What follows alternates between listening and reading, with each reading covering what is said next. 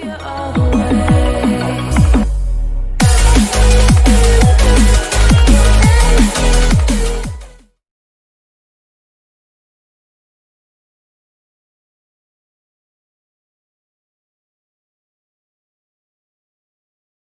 friends, as in the last class we have discussed wind storm and cyclone, and in the part 1 of this video we discussed about air exert pressure. Before that, in introduction we get to know about the cyclones, whatever happened in our country and all over the world that destroy the property and lives, and then we discussed about the air exerts pressure, and by doing so many activities we have done 3 activities here to understand that how air exerts pressure. Okay, then we learned that high speed winds are accompanied by reduced air pressure. Okay, here you have done the activity of blowing into the bottle, then blow the balloons, and one more activity we have done is can you blow the lift by using paper strip. And in this way we understand that how air exert pressure and how it produces, it brings accompanied with reduced pressure. Okay, then finally, after doing these activities, we get to know that increased wind speed is indeed accompanied by a reduced air pressure, isn't it? Then we discussed one more activity to understand that air expands on heating. Okay, here you have done an activity of using boiling tube, balloon and beaker, and hot, first of all hot water, then ice cold water. Okay, then we have done one more activity to understand that the warm air is lighter than the cold air, and we have done this activity using the paper bags candle. And today we are going to study wind currents are generated due to uneven heating on the earth. Okay friends, तो आज हम लोग जो सीखने वाले हैं वो ये है कि किस तरह से विंड करेंट्स जो है जनरेट होता है, क्यों जनरेट होता है, uneven heating on the earth. हमारे अर्थ में जो सनलाइट की वजह से जो हीटिंग होती है वो अनइवन होती है, बराबर नहीं होती है, कहीं पे ज्यादा हीट होती है, कहीं पे गर्म हीट, कम हीटिंग होती है। जैसे कि हमारे अर्थ के पोल रीजन्स में हीटिंग जो है बहुत कम होती है और इक्वेटर रीजन में हीटिंग ज्यादा होती है। इसकी वजह से जो है विंड में करंट प्रोड्यूस होता है। तो इसको हम लोग अच्छे से समझेंगे यहाँ पे कि किस तरह से ये होता है। तो फर्स्ट ऑफ ऑल इसके अंदर में हम लोग सीखेंगे कि uneven heating between the equator and the pole, कि पोल के बीच में और इक्वेटर के बीच में किस तरह से जो है अनइवन हीटिंग होती है। पोल्स में हीटिंग कम होती है, इक्वेटर में ज्यादा होती है। तो इसकी वजह से जो विंड में करंट प्रोड्यूस होता है वो किस तरह से होता है उसको हम लोग यहाँ पे समझने वाले हैं, है ना। तो मैं आपको यहाँ पे ग्लोब दिखाता हूँ और हम लोग वहां पे समझेंगे कि किस तरह से होता है। देखिए यहाँ पे एक ग्लोब है, ये ग्लोब जो है हमारा अर्थ है, अर्थ है। और यहाँ पे देखिए ये जो है इक्वेटर की लाइन है, और ये आपका पोल रीजन हो गया, है ना, north pole, south pole, equator, है ना, और ये लैटिट्यूड्स हैं। अब इसमें देखिए क्या होता है कि हमारे इक्वेटर में सनलाइट जो है सबसे ज्यादा इस रीजन में पड़ती है, और इसकी वजह से क्या होता है कि यहाँ का जो एयर है सबसे ज्यादा हीट होता है। और आपने पहले सीखा है कि जब एयर हीट हो जाता है तो वो जो है ऊपर की ओर उठता है, ऊपर एटमॉस्फेयर में अपर ऊपर की ओर उठता है।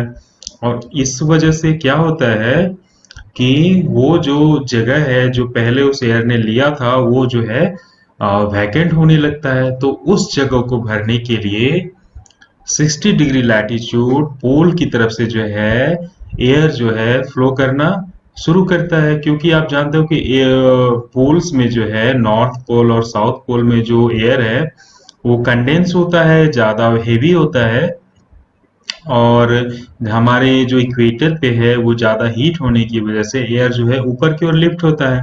तो उस जगह को भरने के लिए पोल रीजन से जो है एयर जो है इक्वेटर की ओर चलता है ना। और इसी तरह की कंडीशन 60 डिग्री लैटिट्यूड में भी होती है, यहाँ भी जो है हीटिंग होती है। और ये हीटिंग जो है पोल से जो है कोल्ड एयर को आकर्षित करती है, क्योंकि हीटिंग की वजह से 60 डिग्री लैटिट्यूड में भी जो है एयर ऊपर लिफ्ट होती है और पोल की तरफ से जो है फ्लो स्टार्ट होती है। तो इस तरह से जो है एक जो है विंड करंट प्रोड्यूस होती है। सेम जो है जैसे नॉर्थ पोल में होता है वैसे ही साउथ पोल में भी होता है। यहाँ भी देखिए कि इक्वेटर रीजन में जैसे ही हीट होती है तो ये एयर जो है ऊपर की ओर लिफ्ट हो जाती है, और इस एयर को भरने के लिए जो है पोल्स की तरफ से जो है एयर फ्लो करना शुरू होता है। बट आप एक चीज यहाँ पे नोटिस करेंगे कि जो फ्लो दिखाया गया है वो जैसे कि इसको 90 डिग्री फ्लो होना चाहिए, डायरेक्टली जो है south to equator, north to equator होना चाहिए। बट ऐसा नहीं आप देख रहे हैं, आप देख रहे हैं कि इसमें जो है तिरछा डायरेक्शन दिया हुआ है। वो किस लिए है? वो इसलिए है क्योंकि हमारा अर्थ जो है फिक्स नहीं है, वो जो है रिवॉल्विंग बॉल की तरह घूमता रहता है ना। और इस वजह से जो है वो विंड को, करंट को प्रभावित करता है, और विंड भी जो है इससे प्रभावित होता है। और इस तरह से जो है विंड जो है वेराइटीज ऑफ विंड करंट जो है प्रोड्यूस होता है। और इसका मुख्य कारण क्या है? Heating of air. तो आप, मुझे उम्मीद है आप इस चीज को समझ गए होंगे। अब देखिए कि इसकी वजह से क्या क्या फायदे होते हैं, विंड करंट की वजह से क्या फायदे होते हैं, क्या नुकसान होते हैं। लेकिन इससे पहले एक और चीज सीखिए कि uneven heating of land and water. जैसे कि यहाँ पे देखा आपने कि सनलाइट की वजह से जो है पोल्स और इक्वेटर में अनइवन हीटिंग होती है, सेम उस तरह से जो है एक कंडीशन और होती है uneven heating of land and water. जैसे कि समर के समय में क्या होता है कि लैंड जो है बहुत तेजी से हीट होता है, बट उसके कंपैरिजन में जो है आपका जो है वाटर का हीटिंग जो है वेरी लो, धीरे धीरे होता है। आप तो जानते हो कि वाटर का नेचर ऐसा है कि वो जल्दी ना गर्म होता है ना जल्दी ठंडा होता है सनलाइट से। तो उसको जो है टाइम टेकिंग है। बट लैंड में क्या है कि लैंड जल्दी हीट हो जाता है। तो लैंड जो है हीट होने की वजह से क्या होता है कि लैंड से जो है एयर जो है ऊपर की ओर लिफ्ट होता है ना, लैंड से। और जहाँ पे आपका वाटर रीजन है वहाँ का जो एयर है वो धीरे धीरे हीट होता है। मतलब जो टेम्परेचर डिफरेंस जो है प्रोड्यूस हो गया, मान लिया यहाँ पे 40 डिग्री जो है टेम्परेचर जो है लैंड एरिया में है, तो आपका वाटर रीजन में आपको 30, 33 ऐसे मिलेगा, है ना। तो इस डिफरेंस की वजह से क्या होता है, यहाँ पे तो आप देखिए कि अर्थ के मतलब लैंड सरफेस में जो है एयर जो है ऊपर की ओर लिफ्ट होगा, और ओशन के रीजन से, वाटर के रीजन से जो है एयर इस जो है फ्लो करना शुरू करेगा, क्योंकि यहाँ पे जो है वैकेंट क्रिएट हो रहा है। तो वैकेंट जो क्रिएट हो रहा है उसको भरने के लिए जो है ओशन की तरफ से जो है एयर चलना शुरू करता है। तो इससे हमको क्या फायदा होता है? ओशन से जो एयर आता है उसमें जो है मॉइस्चर होता है और ये अपने साथ बारिश लाता है। इसलिए हमारे जो है कंट्री में, जैसे कि आप यहाँ पे मैप मैप देखिए, आपको यहाँ पे समझ में आएगा। यहाँ पे देखिए जो विंड का फ्लो है, विंड करंट का फ्लो है, समर रीजन में क्या होता है, ये जो हमारा जो है मरुस्थलीय रीजन है, डेजर्ट रीजन है, यहाँ पे जो है सबसे ज्यादा हीटिंग होती है। और ये जो है आपका इंडियन ओशन से जो है एयर को जो है लिफ्ट करने में जो है इसका सबसे बड़ा रोल है। जैसे कि यहाँ पे चूंकि ये बहुत ज्यादा हीट हो जाती है और ये एयर जो है ऊपर की ओर लिफ्ट होता है, और ये जो वैकेंट प्लेस होता है इसको भरने के लिए जो है एयर जो है ओशन की तरफ से जो है चलना शुरू करता है ना। तो ये ओशन की तरफ से चलना शुरू करता है और इस वजह से विंड करंट प्रोड्यूस होता है। तो ये वाली जो विंड करंट है इसको हम लोग मॉनसून विंड करंट बोलते हैं, और ये अपने साथ जो है काफी बारिश लेके आता है ना। आप देखिए यहाँ पे आपका लिखा हुआ है जुलाई, जुलाई के समय में ये घटना होती है ना। और उसी में आप देखिए कि विंटर जनवरी के टाइम पे क्या होता है कि जो हीटिंग है लैंड और वाटर का वो अलग होता है। आप देखिए कि जनवरी में क्या होता है, या फिर लैंड जो है विंटर के सीजन में लैंड जो है जल्दी हीट नहीं हो पाता है ना। और उसके कंपैरिजन में वाटर क्या होता है कि वो जो हीट हो जाता है अगर दिन में, तो उसका टेम्परेचर डाउन होने में टाइम लगता है, बट अर्थ रीजन का जो टेम्परेचर है वो डाउन होने में समय नहीं लगता है। इसकी वजह से क्या होता है कि विंटर के टाइम पे जो है ओशन के लेवल का जो एयर है वो ऊपर की ओर लिफ्ट होता है टेम्परेचर डिफरेंस की वजह से, है ना। और यहाँ का जो एयर ऊपर लिफ्ट होता है तो इसको भरने के लिए जो है लैंड रीजन से जो है एयर फ्लो करना शुरू होता है ओशन रीजन की ओर। तो ये जो एयर है इसमें क्या है कि ये जो है आपका जो आपका ठंडा प्रदेश है जैसे हिमालय रीजन है, तो वहां से उस रीजन से चलना शुरू होता है, तो वहां पे वो थोड़ा बहुत जो है मॉइस्चर लेके चलता है। इस वजह से जो है विंटर का जो एयर फ्लो होता है उसमें बारिश कम होती है। और ये जो है क्योंकि ये तो फ्लो कर रहा है ओशन की ओर, तो ये अपने साथ बहुत कम जो है पानी मात्रा में लेकर आता है मॉइस्चर, इसलिए विंटर में बारिश कम होती है। हालांकि कभी कभी होती है वो इसी वजह से क्योंकि उसमें थोड़ी बहुत मॉइस्चर वो जो है हिमालय रीजन से लेके आता है ना। तो इसकी वजह से जो है बारिश होती है लेकिन कम होती है। वही जो आपने यहाँ पे देखा कि जो है मॉनसून वाली जो एयर होती है जो कि लिफ्ट होती है ओशन से लैंड की ओर चलती है, क्योंकि लैंड का जो एयर है वो जो हीट होने की वजह से ऊपर चला जाता है। और इसको भरने के लिए ओशन से जो एयर चलता है वो जो है अपने साथ बारिश लेके आता है, इसलिए हम लोग इसको मॉनसून जो है कहते हैं ना, ये अपने साथ जो है बारिश लेके आता है। ठीक है, अब हम लोग पीछे चलते हैं। The monsoon winds carry water and it rains, है ना, जैसा कि मैंने आपको पूरा समझाया वही बात यहाँ पे लिखा हुआ है। Cloud brings rain and give us happiness. आप जानते हो कि क्लाउड्स क्या है, वो जो हैप्पीनेस देता है, क्यों देता है, क्योंकि वो अपने साथ बारिश लेके आता है। और हमारा कंट्री आपको पता है कि मानसून पे बहुत ज़्यादा डिपेंड होता है, हमारे फार्मर्स जो है इस पे बहुत ज़्यादा डिपेंड है। तो बारिश जो होती है उसी से जो है हमारे देश कंट्रीज में जो है आप जानते हो कि बहुत सारे ग्रेन्स का जो प्रोडक्शन होता है वो आपका रेनी सीजन में ही होता है, जैसे धान हो गया, है ना। और उसके लिए ज़्यादा पानी की ज़रूरत होती है, और ये जो मॉनसून वेव्स है यही हमें जो है बारिश देता है, और इस वजह से फार्मर्स जो है ग्रेन्स उगा पाते हैं, है ना। और मॉनसून की वजह से किसान खुश हो जाते हैं, और खुश हो जाते हैं और गीत गाते हैं। यहाँ पे देखिए आपके लिए गीत दिया हुआ है, आप भी इसको गुनगुना सकते हैं और एंजॉय कर सकते हैं, है ना।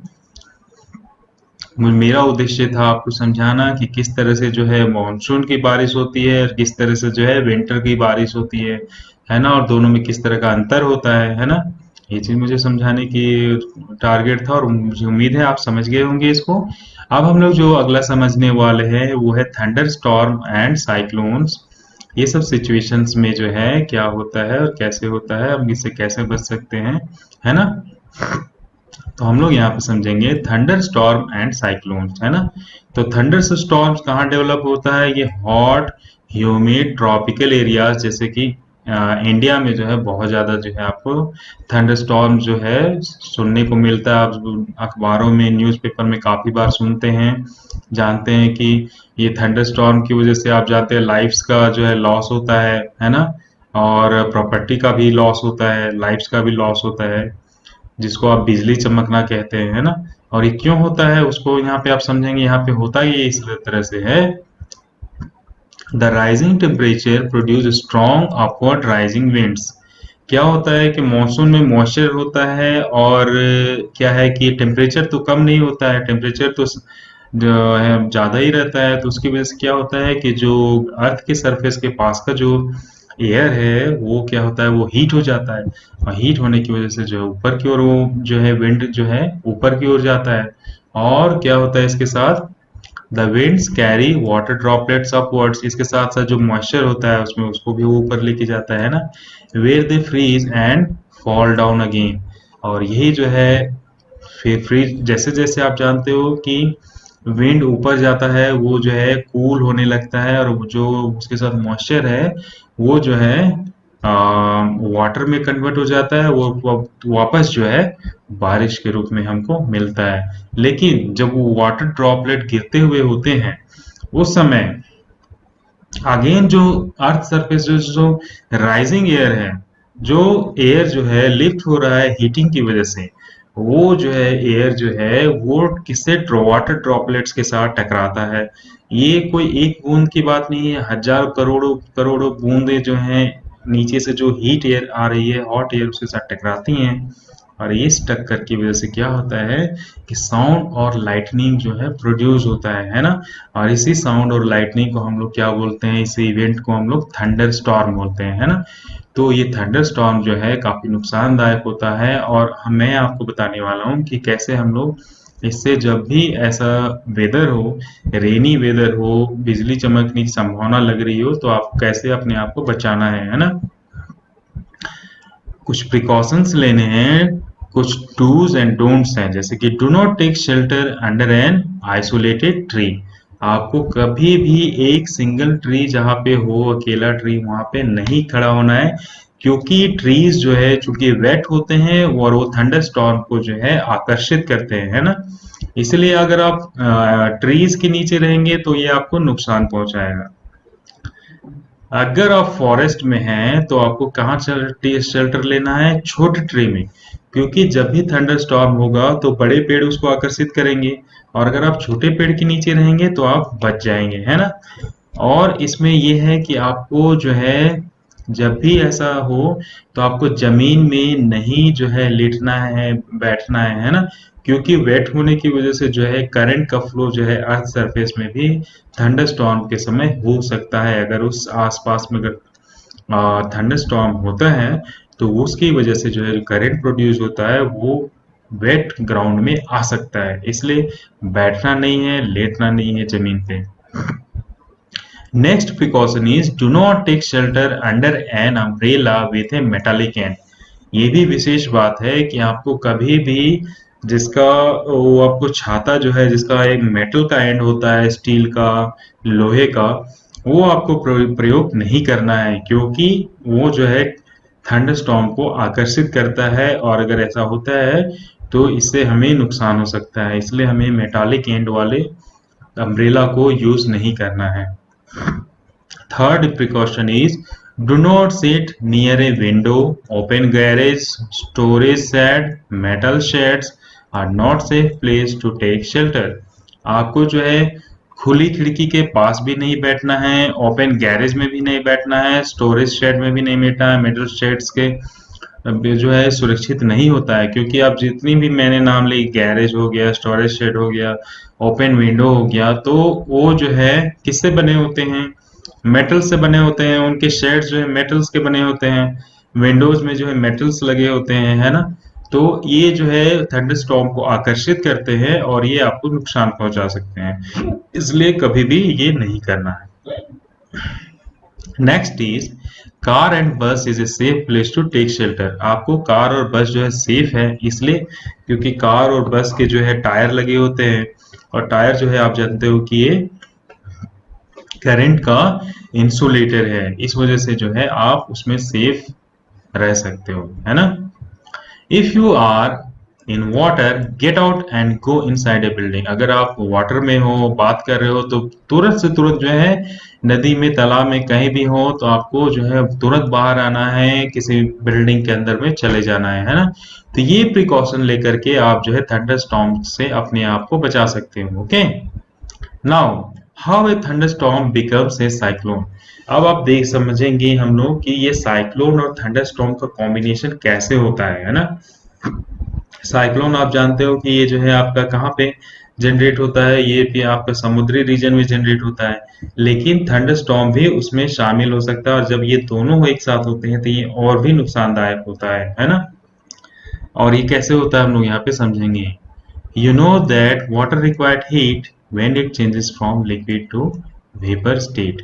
Does the water give back heat when your vapor condense into liquid? Yes. जब भी क्या होता है आप जानते हो कि वाटर को वेपर बनने के लिए जो है हीट की रिक्वायरमेंट होती है, और वही वेपर जब ठंडा होकर के जो है वाटर में कन्वर्ट होता है तो वो हीट को रिलीज करता है ना। और ये आप जो है करके जो है देख सको, आप केतली में जो है पानी गर्म करो, उसकी टोटी से आप देखोगे कि जो है वेपर आएगा, वेपर के इधर थोड़ी जो है दूर पे जो है आपको शीट रखो, अपना हाथ रखो, तो वहां पे आपको जो है वाटर ड्रॉपलेट्स आपको मिल जाएंगे, क्योंकि जब वेपर जो है ठंडा होता है तो वाटर ड्रॉपलेट्स में कन्वर्ट हो जाता है ना।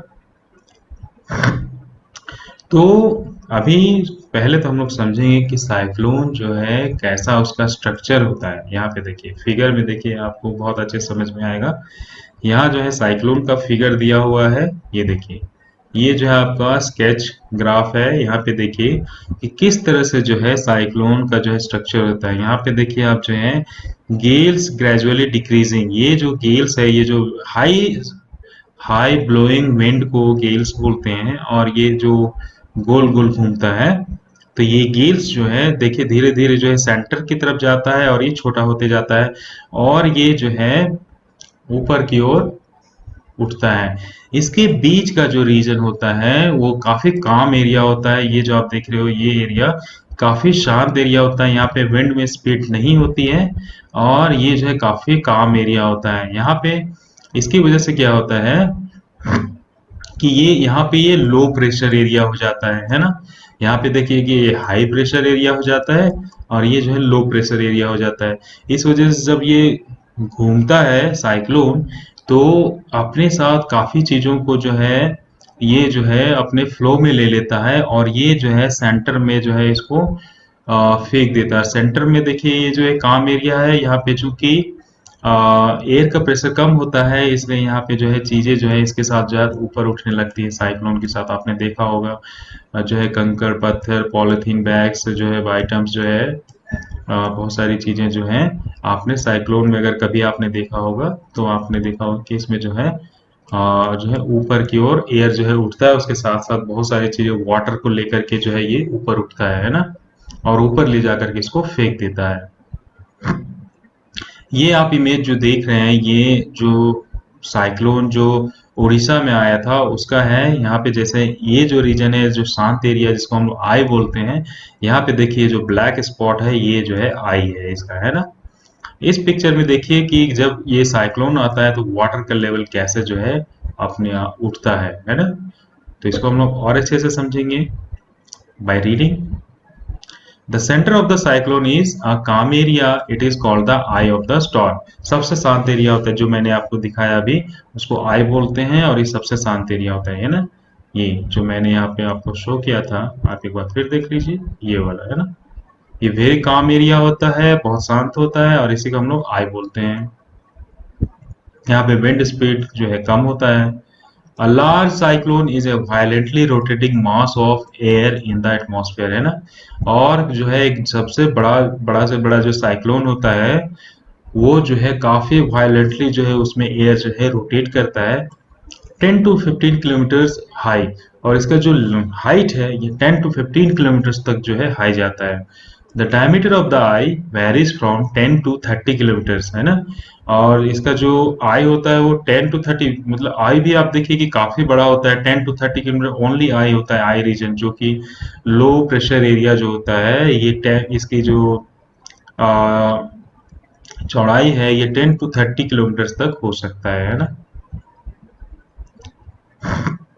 फिर देखते हैं, it is a region free of clouds and has light winds. Around this calm and clear eye, there is a cloud region of about 150 kilometers in size. In this region, there are high speed winds 150 to 250 kilometers per hour and thick clouds with heavy rain. Away from this region, the wind speed gradually decreases. The formation of the cyclone is a very complex process. Okay. तो देखिए जैसे आई reason हो गया, वो low pressure area हो गया, वहां पे जो है इसके जो है आपकी डायमीटर 10 टू 15 किलोमीटर जो है आपको लेंथ है, ये हाइट मिल जाएगा, है ना। ये जो हाइट है, ये जो साइक्लोन की हाइट है, ये आपको 10 टू 15 किलोमीटर तक जो है आपको मिल जाएगा, है ना। काफी हाई हो गया ये। फिर देखिए, और इसकी जो डायमीटर है, डायमीटर तो आई वेरी 10 टू 30 किलोमीटर, जो डायमीटर जो नीचे का रीजन है जो यहाँ पे है, ये जो है 10 टू 30 किलोमीटर। ये जो डायमीटर है आई का, ये जो आई रीजन है, ये 10 टू 30 किलोमीटर हो सकता है ना। उसके बाद का जो रीजन है ना, उसके बाद का जो रीजन है वो उसमें क्या होता है, पहले तो जाने कि आई में होता है क्या, आई में जो है आपका क्लाउड्स नहीं होते हैं, और लाइट विंड्स होते हैं, हल्के विंड्स होते हैं, काफी काम होता है, और क्लियर आई होता है ना। और जो क्लाउड रीजन होता है वो 150 किलोमीटर साइज का होता है। वो कहाँ रहता है आपका? आई रीजन के बाद, है ना। ये जो आई रीजन है उसके बाद का जो रीजन है, इसमें इस रीजन में आपको जो है क्लाउड्स जो है मिलेंगे, है ना। और वेरी हाई स्पीड जो है विंड मिलेंगे और क्लाउड्स भी मिलेंगे, अपने साथ जो है मॉइस्चर एवरीथिंग जो है रखेंगे। और ये जो है and thick clouds with heavy rain, और जब ये बरसेंगे तो काफी हेवी रेन इनसे होता है ना। साइक्लोन और थंडरस्टॉर्म का कॉम्बिनेशन इसी समय हो सकता है, जब रेन हो, नीचे से एयर जो है ग्राउंड सरफेस से जो है एयर जो हीट होके ऊपर की ओर मूव करता है, और ये जो आपका साइक्लोन वाला एयर है उसमें काफी रेन होता है। जब ये टकराते हैं आपस में तो आपको थंडरस्टॉर्म भी प्रोड्यूस होगा, और साइक्लोन तो है ही। ओके। और जैसे ही एरिया जो है वो 150 किलोमीटर का जो ये एरिया है, ये धीरे धीरे जो है इसके बाद जो है विंड की स्पीड जो है कम होती जाती है दोनों ओर, है ना। ओके, दोनों ओर जो है इसकी स्पीड कम होती जाती है। और ये जब होता है तब आप देखिए जैसे जैसे ये अगर डायरेक्शन अगर इसका इधर की ओर फ्लो है, तो ये अपने साथ जो है जैसे जैसे ये मूव करता है ये अपने साथ स्ट्रीम फ्लो, मतलब जो लहर है वो लेकर के जो है चलता है ना। काफी हाई स्पीड में ये लेकर के चलता है जब ये जो घटना है जो है ओशन में होता है ना। ठीक है। और इसके बाद क्या है, आप तो हम लोग इसका स्ट्रक्चर समझे कि किस तरह का होता है, और कि किस तरह से जो है वाटर का जो है हाइट लेकर के चलता है, और कैसा जो है इसमें आई रीजन होता है उसके काफी काम, उसमें क्लाउड नहीं होता है। उसके बाद का जो रीजन है वो 150 किलोमीटर एरिया में जो है क्लाउडेड होता है, काफी high speed 150 to 250 kilometre per hour की स्पीड की जो है एयर होती है, उसमें काफी क्लाउड्स होता है, हेवी रेन होता है ना। और ये जो है अब जैसे जैसे मूव करता है साइक्लोन, वैसे वैसे अपने पीछे जो है वाटर स्ट्रीम को लेकर के जो है काफी हाई वाटर स्ट्रीम को लेकर के चलता है, जो जब अर्थ सरफेस में पहुंचता है, लैंड सरफेस में पहुंचता है, तब वो काफी मात्रा में नुकसान करता है लाइफ एंड प्रॉपर्टी का। Okay. So, before cloud formation, water takes off heat from the atmosphere to change into vapor। जैसा कि हम लोग पहले बात कर रहे थे कि जैसे अर्थ सरफेस से एयर जो है ऊपर की ओर लिफ्ट होता है जिसमें मॉइस्चर होता है, वो जैसे जैसे ऊपर जाता है तो उसका टेम्परेचर लो हो जाता है और वो जो है बारिश होकर के नीचे की ओर गिरता है ना। When water vapor changes back to liquid form as raindrops, this heat is released to the atmosphere. The heat released to the atmosphere warms the air around. There tends to rise and causes a drop in pressure. More air rushes to the center of the storm. This cycle is repeated. तब यहाँ पे आप देखिए क्या होता है, क्योंकि जैसे ही जो वेपर एयर लेकर के चलता है ऊपर की ओर जाता है, तो जैसे जैसे ऊपर जाता है वो क्या क्या होता है अपना हीट को रिलीज करना शुरू करता है, और हीट को रिलीज होने की वजह से क्या होता है वो वाटर ड्रॉपलेट में कन्वर्ट हो जाता है। बट जो उसने हीट रिलीज किया अपने सराउंडिंग में हाइट में, तो वो जो है सराउंडिंग एयर को हीट कर देता है, और वो एयर जो है फिर और ऊपर लिफ्ट करती है। इसकी वजह से क्या होता है, नीचे का एयर जो है अर्थ सरफेस का एयर जो है वो हाईली स्पीड से जो है ऊपर की ओर मूव करना शुरू करता है। और ये जो मूव करना ऊपर की ओर शुरू होता है तो अब नीचे में जो है वैकेंट प्लेस हो गया अर्थ सरफेस में, उस जगह को भरने के लिए चारों तरफ से जो है एयर आता है, और उसको जो है जब वो चारों तरफ से एयर आता है तो एक दूसरे से जो है टकरा जाता है, क्योंकि एक घटना जो है रिपीटेड होती है, तो वो एक दूसरे से टकरा जाते हैं और वो जो है एक साइकिल के रूप में जो है ऊपर की ओर मूव करने लगता है। और यही जो स्ट्रक्चर है वही जो है साइक्लोन के रूप में कन्वर्ट हो जाता है ना। क्योंकि एयर जो है अपने में आपस में टकराते हैं तो वो जो है सर्कल में घूमने लगते हैं, और ऊपर की ओर जो हॉट जो एयर जो ऊपर की ओर मूव कर रहा है उसके साथ जो है वो भी मूव करने लगते हैं, है ना। तो इस तरह से जो है साइक्लोन का फॉर्मेशन होता है, क्योंकि एक ही जो है चेन इवेंट है ना। The chain of events and with the formation of a very low pressure system with very high speed wind revolving around it. तो इसकी वजह से जो है सेंटर में अर्थ सरफेस में सेंटर में जो है एयर टकराते हैं, उस रीजन का जो है स्पीड कम हो जाता है, बट उसके सराउंडिंग में जो साइकिल में एयर जो घूमने लगता है टकराने की वजह से, तो वो काफी हाई स्पीड में होता है टकराने के बाद, और वो जो है रिवॉल्विंग जो है रिपीटेड प्रोसेस के थ्रू जो है ऊपर की ओर मूव करता है, और ये जो है साइक्लोन है ना। और इसके लिए क्या क्या चीजें रिस्पॉन्सिबल है? Wind speed, wind direction, temperature, humidity, है ना। ये जो है इस साइक्लोन का फॉर्मेशन में बहुत बड़ा रोल जो है निभाते हैं। हम लोगों ने इसका स्ट्रक्चर भी सीख लिया, हमने ये भी सीखा कि कैसे साइक्लोन का फॉर्मेशन होता है। और आप यहाँ पे आप पिक्चर्स भी देख लीजिए कि उड़ीसा में जब ये आया था साइक्लोन, तो किस तरह का ये जो है आपका सैटेलाइट मैप है। यहाँ पे देखिए कि ये वाटर का जो है, एयर का जो मूवमेंट है, वाटर जो वाटर लिए हुए है किस तरह से है। अब आप समझ सकते हैं कि ये जो है आपका कोस्टल एरिया है, कितना नुकसान उसने पहुंचाया होगा। आप देखिए ये जो है हाइट ऑफ राइजिंग जो है वाटर है, जो कि साइक्लोन की वजह से है ना। अब देखिए हम लोग जानेंगे कि क्या क्या डिस्ट्रक्शन होता है जब ये साइक्लोन काउज होता है, तो है ना।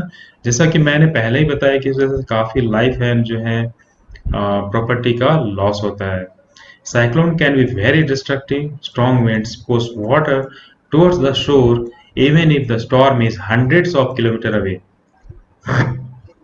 स्टॉर्म जो है अगर हंड्रेड्स ऑफ किलोमीटर पीछे भी रहता है, तो उसके प्रेशर की वजह से क्या होता है कि जो कोस्टल एरिया का जो वाटर है वो जो है अर्थ की जो जो है लैंड एरिया में जो है एंटर कर जाता है ना, क्योंकि उसमें काफी हाई स्पीड होती है, और ये जो है काफी किलोमीटर्स अंदर तक लैंड एरिया में चला जाता है, और इसकी वजह से काफी नुकसान होते हैं, है ना। और ये जो वाटर है कोस्टल एरिया का, जब वाटर लेवल बढ़ने लगता है, इसमें स्पीड आने लगती है, तो ये जो है एक तरह से इंडिकेटर होता है कि साइक्लोन आने वाला है। Okay. The water waves produced by the wind are so powerful that a person cannot overcome them। अगर कोई व्यक्ति इसके चपेट में आ जाता है तो वो उससे भी नहीं बच सकता है ना। The low pressure in the eye lift water surface in the center। The rising water may be as high as 3 to 12 meters, है ना। जैसा कि मैंने बताया कि साइक्लोन का जो आई में जो जो है क्या होता है, लो प्रेशर एरिया होता है, इसकी वजह से जो है वो अपने साथ वाटर को जो है ऊपर की ओर, क्योंकि जहां भी प्रेशर कम होगा सराउंडिंग में प्रेशर ज्यादा होगा, तो जो सराउंडिंग प्रेशर होता है वो वाटर को जो है प्रेशराइज करता है, तो जहां लो प्रेशर एरिया है वहां से वाटर जो है हाइट में जो है ऊपर उठने लगता है, जो कि 3 से 12 किलोमीटर तक हाइट में हो सकता है। आप समझिए कि 3 से 12 मीटर वाटर का हाइट जो है बहुत ज्यादा होता है, यार ये काफी नुकसान पहुंचा सकता है ना। ये कैसा दिखता है? It appears like a water wall moving towards the shore. As a result, the sea water enters the low-lying coastal area, causing severe loss of life and property. It also reduces the fertility of the soil। और ये जो land surface में जो है ये water का wall जब enter करता है, तो काफी मात्रा में जो लो लैंड एरिया होता है वहां पे काफी नुकसान पहुंचाता है ना। लाइफ का लॉस होता है, प्रॉपर्टी का लॉस होता है, और इसकी वजह से चूंकि वाटर है, वाटर जो है जब अर्थ सरफेस में गिरता है, लैंड सरफेस में गिरता है, तो उसका फर्टिलिटी, उसका जो सरफेस का जो सॉइल है उसको जो रिमूव कर देता है, जिसकी वजह से जो है सॉइल की फर्टिलिटी भी काफी घट जाती है। Okay, now continuous heavy rainfall may further worsen the flood situation। जब भी ये कंडीशन आता है तो अपने साथ काफी रेन लेकर के आता है, तो इसकी वजह से क्या होता है, ये रेनफॉल भी हेवी होती है, इस वजह से फ्लड्स का सिचुएशन बन जाता है ना। High speed winds accompanying a cyclone can damage houses, telephones, and other communication systems, trees, etc., causing tremendous loss of life and property। और आप देखिए कि 250, 200 टू 250 किलोमीटर पर आवर की स्पीड की जो एयर है, आप समझ सकते हो कितना नुकसान पहुंचा सकता है। वो घरों को जो है उनके छत पर उड़ा लेता है, पेड़ों को तहस नहस कर देता है, टेलीफोन्स की लाइन, बिजली की लाइन, सारी कम्युनिकेशन सिस्टम जो है ठप पड़ जाती है, क्योंकि सारे डैमेज हो जाते हैं, है ना। तो ये जो है जब भी साइक्लोन आता है तो ये काफी न अपने साथ नुकसान लेके आता है। ये देखिए इसी साइक्लोन का जो है अलग अलग जगहों में अलग अलग नामों से जाना जाता है, जैसे कि अमेरिकन रीजन में इसको हैरिकेन कहा जाता है, और जापान और फिलीपींस में इसी को टाइफून कहा जाता है। ओके, आप मैप में यहाँ पे देख सकते हो अमेरिकन रीजन में यहाँ पे हरिकेन, और ये देखिए आप जो है जापान एरिया में जो है, फिलीपींस एरिया में इसको जो है टाइफून कहा जाता है। ओके, अब देखिए इसके बाद हम लोग जो सीखने वाले हैं वो है टॉर्नेडो। टॉर्नेडो भी कुछ इसी तरह का होता है, लैंड सरफेस में जो है होता है, ये भी अपने साथ जो है काफी नुकसान पहुंचाता है। हालांकि ये हमारी कंट्री में बहुत ही कम होता है ना, बट दूसरे कंट्रीज में काफी होता है। A tornado is a dark funnel-shaped cloud that reaches from the sky to the ground।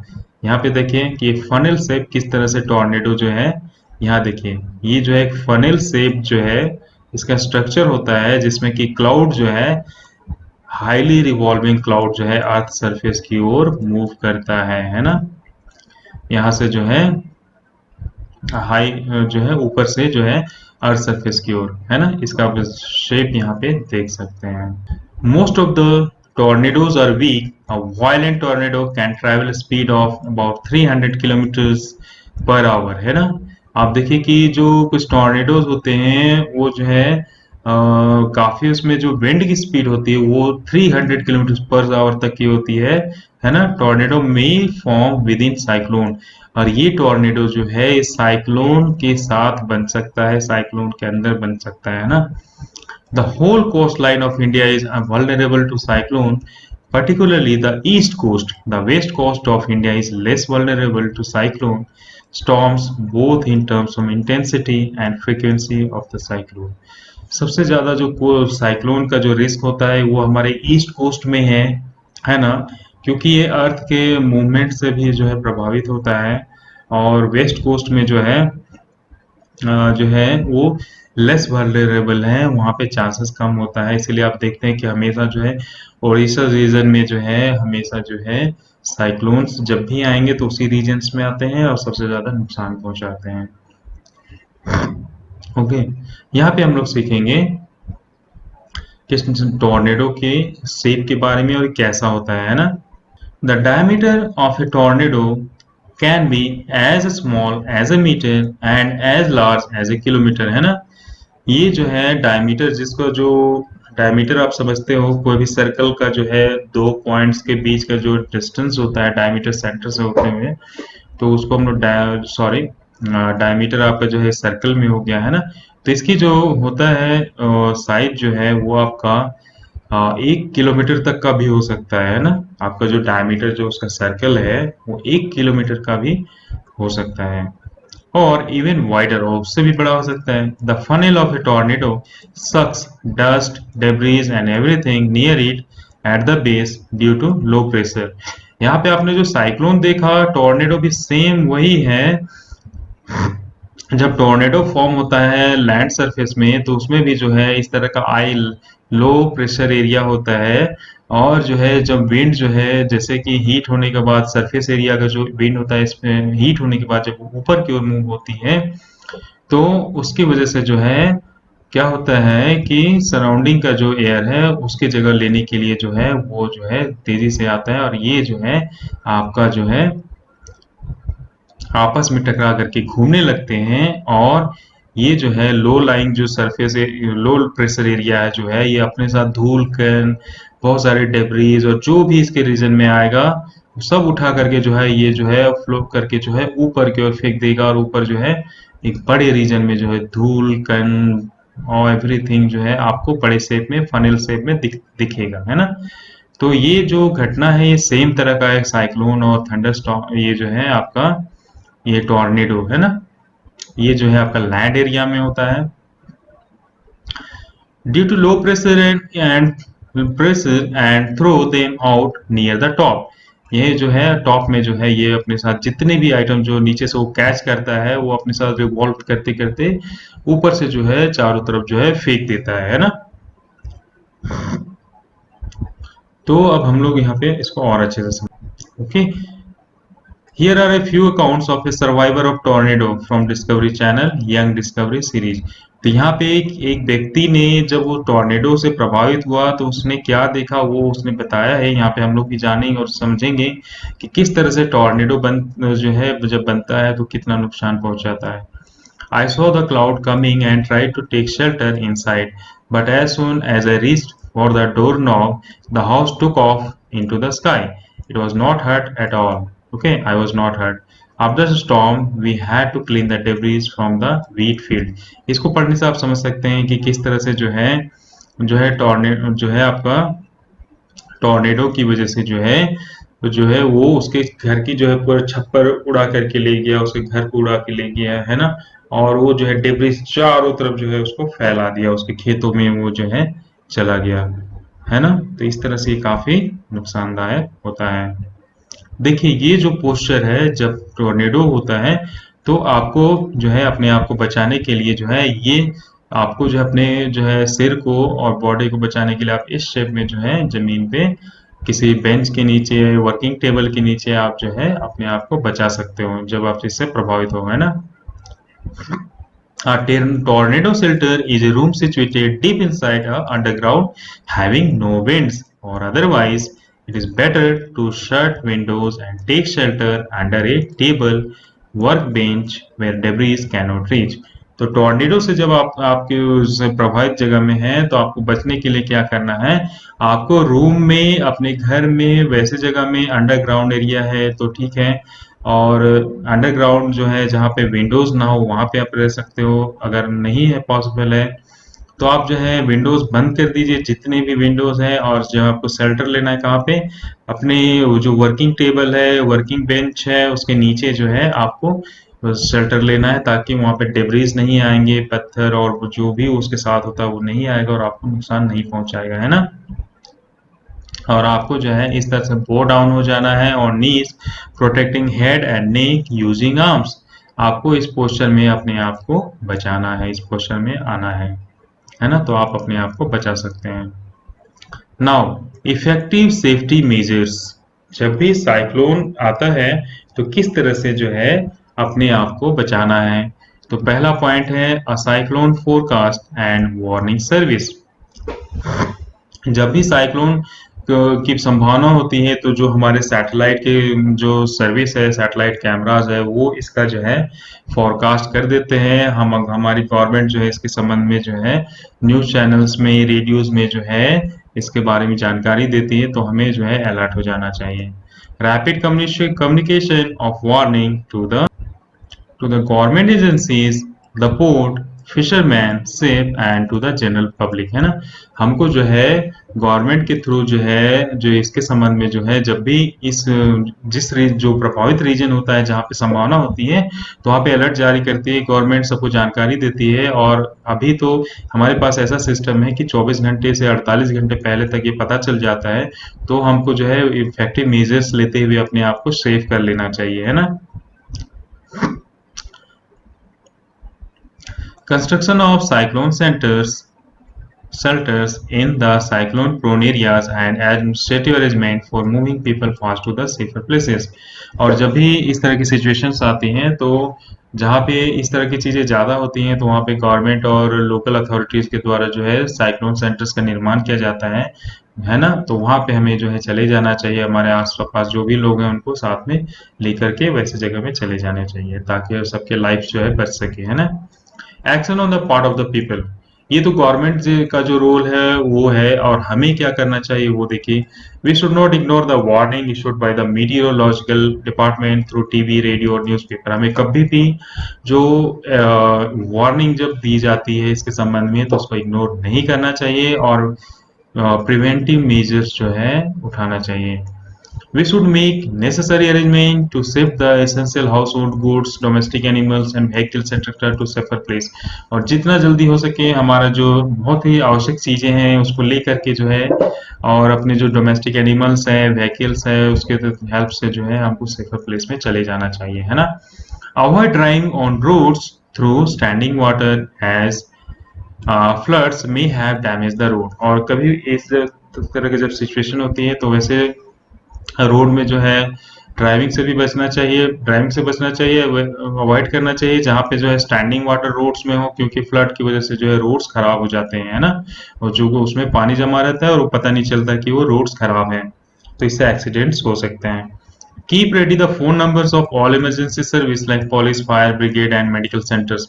Medical centres के, पुलिस के, फायर स्टेशन के, इमरजेंसी सर्विसेज वालों के नंबर्स अपने पास हमेशा रखना चाहिए। अगर आपका जो है होम जो है साइक्लोन प्रोन एरियाज में पड़ता है, तो जरूर रखना चाहिए।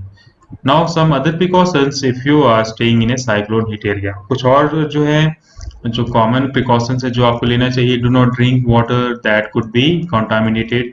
आपको कोई जो है प्रदूषित वाटर का प्रयोग पीने के लिए नहीं करना है। आपको वाटर जो है स्टोर करके रखना है, क्योंकि जब भी ये सिचुएशन होगा तो सारे वाटर जो है गंदे हो जाते हैं, इसलिए वाटर स्टोर करके रखना चाहिए। Do not touch wet switches and fallen power lines. कभी भी जो है भीगे हुए स्विचेस और पावर लाइन्स जो जमीन पे गिरे रहते हैं उनको टच नहीं करना है, उस एरिया में नहीं जाना है, खाली पैर नहीं चलना है। Do not go out just for the sake of fun. और बहुत लोग होता है कि उसको देखने के लिए, मजे के लिए जो है बाहर चले जाते हैं, तो ऐसा हमें नहीं करना चाहिए। Do not pressurise the rescue force to making undue demands. और रेस्क्यू फोर्सेस जो भी हमारी मदद के लिए कोई आते हैं, तो मैं उन्हें उनसे हमें अननेसेसरी का कोई डिमांड्स नहीं करना चाहिए, है ना। क्योंकि वो हमारी मदद के लिए ही आते हैं, तो हमें उनके जो है कोऑपरेट करना चाहिए और उनकी बात को सुनना चाहिए, है ना। ओके। और इसके संबंध में हमारे पास अभी एडवांस टेक्नोलॉजी भी अवेलेबल है, जो हमें काफ़ी जो है मदद करता है। जो भी कोस्टल रीजन्स है ना, उस रीजन्स में जो है इसकी सर्विस ली जाती है। और पहले क्या था कि जो भी इस रीजन्स में जो रेजिडेंट होते थे उनको काफ़ी कम समय मिलता था अपने आप को जो है बचाने के लिए और वहाँ से निकलने के लिए। लेकिन हमारे पास अभी टेक्नोलॉजी है कि हम लोग जो है 48 आवर्स पहले तक हमको जानकारी मिल जाती है और 24 आवर्स पहले जो है साइक्लोन की वार्निंग जो है रिलीज कर दी जाती है, ताकि लोग जो है सेफर प्लेसेस में चले जाएं, है ना। इसके साथ साथ देखिए जी, जितनी भी घटनाएं वो विंड स्पीड से जो है रिलेटेड हैं। तो यहाँ पे देखिए आप एनीमोमीटर जो है, आप देखिए एनीमोमीटर जो है विंड की स्पीड मेजर करने के लिए यूज की जाती है। एनीमोमीटर कुछ इस तरह का होता है, आप यहाँ पे देख सकते हैं, है ना। ओके। तो ये इस तरह से हमने चैप्टर जो है कंप्लीट किया। हमने क्या क्या सीखा यहाँ पे, हमने जो है विंड के संबंध में, कैसे विंड स्टॉर्म्स जो है प्रोड्यूस होता है, कैसे साइक्लोन बनता है, और एयर के साथ का क्या कैरेक्टरिस्टिक होता है कि एयर किस तरह से प्रेशर एग्जर्ट करता है ना। एयर की वजह से लो प्रेशर एरिया कैसे कम बनता है, ये सब हमने सीखा, है ना। और हाई स्पीड विंड्स जो है अपने साथ किस तरह रिड्यूस एयर प्रेशर लेकर के चलता है, वो हमने सीखा है। उसके बाद हमने काफ़ी एक्टिविटीज़ की इन चीज़ों को समझने के लिए, है ना। और उसके बाद हमने ये भी सीखा कि एयर जो है एक्सपैंड होता है हीट करने पे, और ये हमने एक एक्टिविटी के थ्रू सीखा। फिर इसके बाद हमने जो डिस्कस किया वो एक एक्टिविटी के थ्रू सीखा कि जब हीट जो है, वार्म एयर जो है लाइटर हो जाता है कोल्ड एयर से, है ना। वार्म एयर जो है लाइटर होता है कोल्ड एयर से, है ना। और आज जो हमने सीखा वो है uneven heating between the equator and the pole, कि किस तरह से इक्वेटर और पोल के बीच में जो है हीटिंग जो है अलग अलग होती है, कम और ज़्यादा होती है। इसकी वजह से जो है विंड करंट प्रोड्यूस होता है और इतनी जो घटनाएं होती हैं, बहुत सारी घटनाएं होती हैं। मानसून की विंड्स जो है वो हमें इसी वजह से ही मिलती है, और बारिश होती है, किसान खुश होते हैं, खेती बाड़ी होती है, अनाज का उत्पादन होता है और हमारा लाइफ चलता है ना। Uneven heating of land and water, water और लैंड के बीच में जो है अनइवन हीटिंग होती है, जिसकी वजह से जो है ठंडे जाड़े के मौसम में भी हमें थोड़ी बहुत बारिश मिलती है ना। ये सब हमने सीखा। उसके बाद हमने जो है क्या सीखा, हमने सीखा थंडरस्टॉर्म्स और साइक्लोन्स के बारे में, कि कैसे बनते हैं और इनका स्ट्रक्चर कैसा होता है और इसकी वजह से जो है क्या नुकसान होता है, इससे हम लोग कैसे बच सकते हैं और हमें क्या प्रिकॉशन लेना है। ये सारी चीज़ें हमने आज यहाँ पे सीखी हैं। तो फ्रेंड्स, मुझे उम्मीद है कि इस वीडियो से आपको काफ़ी हेल्प होगा इस चैप्टर को समझने के लिए। फिर भी अगर आपको कोई इश्यूज है, कोई प्रॉब्लम्स आती है, तो प्लीज़ आप जो है मुझे कमेंट्स कर सकते हैं। आप जो है अपने प्रॉब्लम्स मुझसे शेयर कर सकते हैं। आई होप कि मैं आपकी कोई मदद कर पाऊँ। ओके, तो thank you friends for being with me to understand this chapter, and in this situation I am just here to help you. Okay, and if anybody of you is new to my channel, please subscribe my channel to get further updates. Okay, क्योंकि मैं regularly जो है chapters की videos upload कर रहा हूँ। Okay, thank you, bye. Hello दोस्तों, इसी तरह के और भी वीडियोस मेरे चैनल पे आप देख सकते हैं। क्लास 7th के और भी वीडियोस अपडेट्स हैं, और भी वीडियोस अवेलेबल हैं। आप प्लेलिस्ट में इसको चेक भी कर सकते हैं कि क्लास 7th में आप देख लीजिए। यहाँ पे क्लास 6 के भी अवेलेबल है, मिसलेनियस कैटेगरीज के भी वीडियोस अवेलेबल है, जहाँ पे आपको जो है डॉक्टर कैसे बने और इससे रिलेटेड और भी वीडियोस आपको मिलेंगे। ओके, इसके अलावा आपको जो है क्लास 5th की और क्लास 8th की भी वीडियोस आपको जो है चैप्टर वाइज अवेलेबल हैं, और आपके क्लास के लिए तो फुल लिस्ट अवेलेबल है, तो आप मेरा चैनल जो है विजिट कर सकते हैं ये वीडियोस देखने के लिए। ओके, आपको इसके अलावा बहुत सारे वैरायटीज ऑफ वीडियोस भी मिलेंगे, कोरोना से रिलेटेड वीडियोस भी मिलेंगे, जीके से कुछ जीके जो है जनरल नॉलेज से रिलेटेड भी वीडियोस अवेलेबल हैं। तो वैरायटीज ऑफ वीडियोस देखने के लिए आप मेरे चैनल को सब्सक्राइब कर लीजिए और बेल आइकन पे जो है क्लिक कर लीजिए, ताकि आपको जो है अपडेट्स मिलता रहे। तो थैंक यू वेरी मच।